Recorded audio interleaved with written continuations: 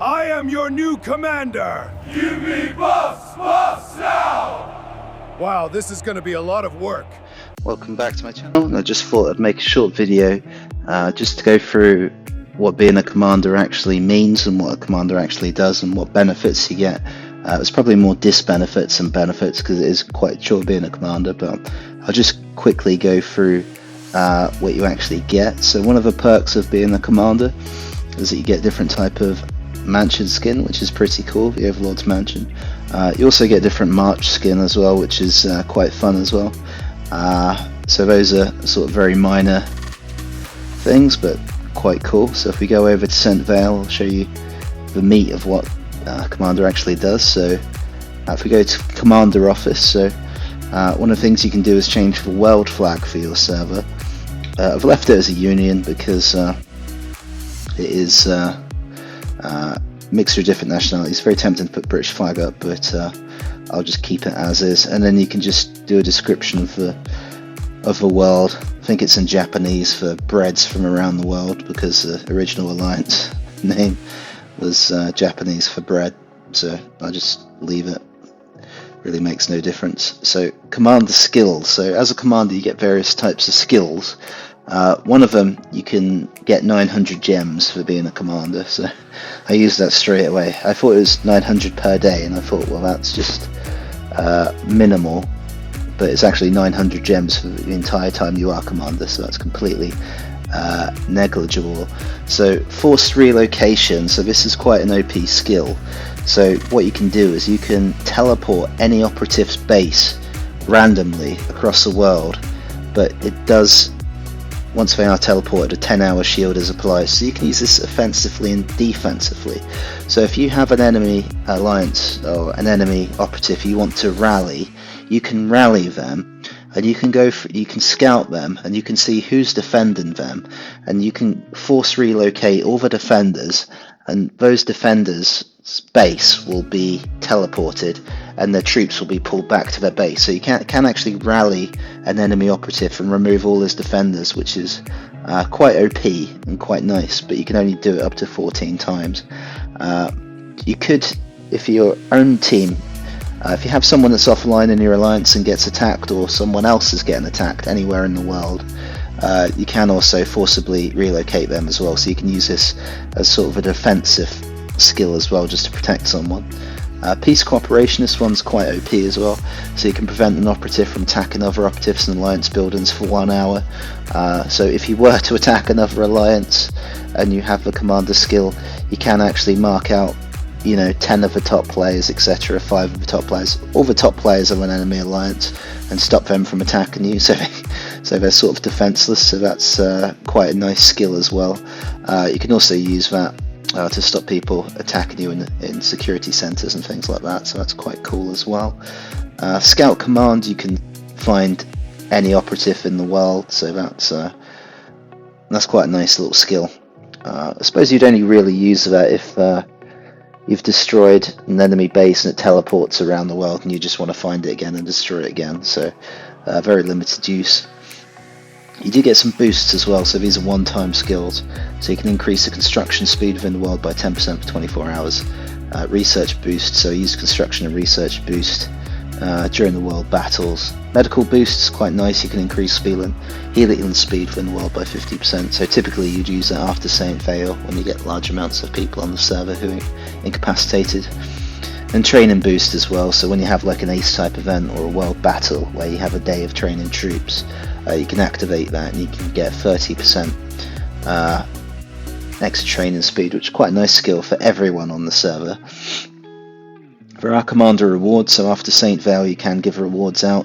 I just went through the order of whoever scored the highest and gave out the best rewards from the highest to the lowest, etc. So you can do that as well.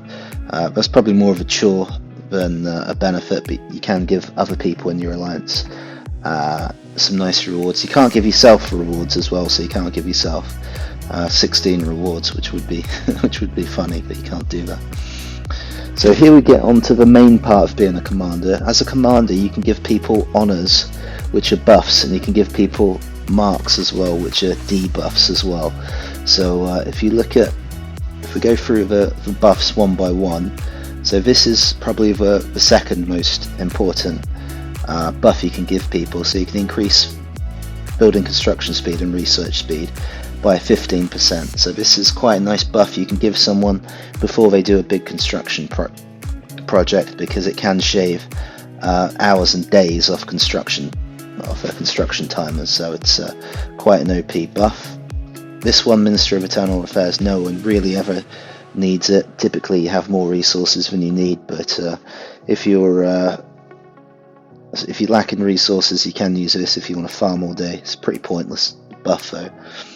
Chief Medic, this is quite a nice one. You can increase hospital healing speed by 150%, which is quite OP if you've got like 100,000 people in hospital, so that could be quite nice. Assault Leader increases troop penetration by 15%. This one's hardly ever used, but if you're going to go to war with another alliance, you can use that. Special Forces Leader, this is probably a bit better than the Assault Leader, because you can, once you have this, it does increase your squad deployment capacity and troop attack. That does give you a quite nice boost. So if you want to fight the mutant infected or aberrations, this one, where you go on here, then that will give you a nice sizable boost, so you can get further onto across those stages with that buff. So that's quite a nice use of that. Then we get to the main buff of being a commander. So this is the most OP buff of them all. Increases training speed by 75% and increases troops trained per session by 300. So this is an incredibly OP skill. I worked it out that if you're going to be training 2 lots of troops a day every 12 hours, then every month, if you get this skill, if you get this buff every day, that'll be an extra 50,000 troops that you can train every month. So this is an amazing buff. It's an amazing ability to get, and it's very sort of underappreciated. I did tell everyone on my server I would let everyone have this buff if they just asked it for me, but I hardly got anybody that even requested this buff. I don't think people appreciate how overpowered this buff is. So this is probably the best perk of being a commander, and you can also mark people as well, so you can make it harder for them to build, harder for them to get resources, increase hospital healing speed. If you really do a number on someone and put like 100,000 people in hospital, then if you assign this debuff to someone, that's really going to mess them up. Broken Gun, Coward, so you can mark that off to the enemies that you want to fight, so that's quite good.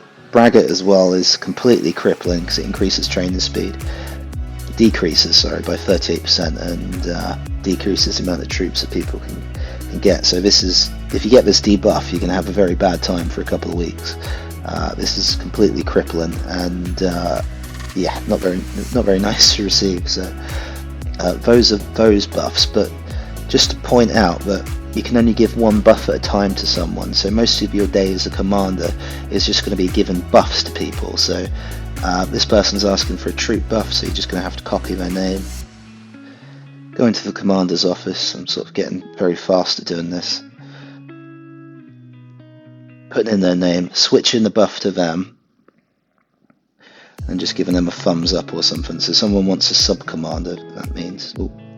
So you have to, it's a bit harder to do if you're in an alliance with people whose names you can't actually spell, but you can just copy their names out, which I find easier.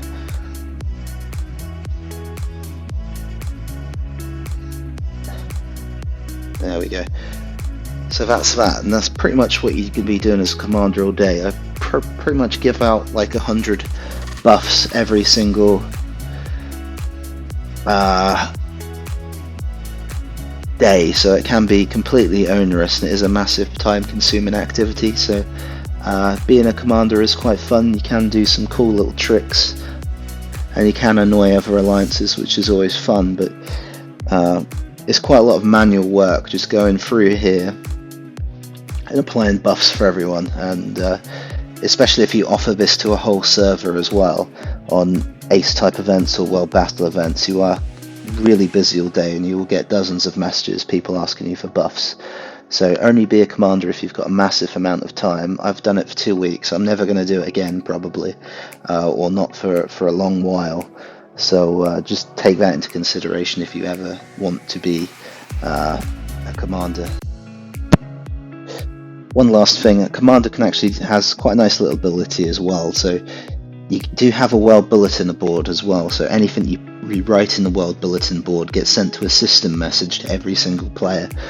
So that's quite nice if you're trying to organise or arrange participation for Saint Vale or whatever else you want to do as a server, maybe full deployment as well, maybe set out rules of engagement, that type of thing. You can send system messages to everyone, which is a pretty cool ability as well. So that's really concludes my video. So it's overall, being a commander can be quite fun, but it's just too time consuming, and giving people buffs all day is not very it's not a very fun way of playing the game. So good luck to anyone that wants to be a commander. Well, that's it. So I hope you find the video enjoyable, and I'll catch you on the next video.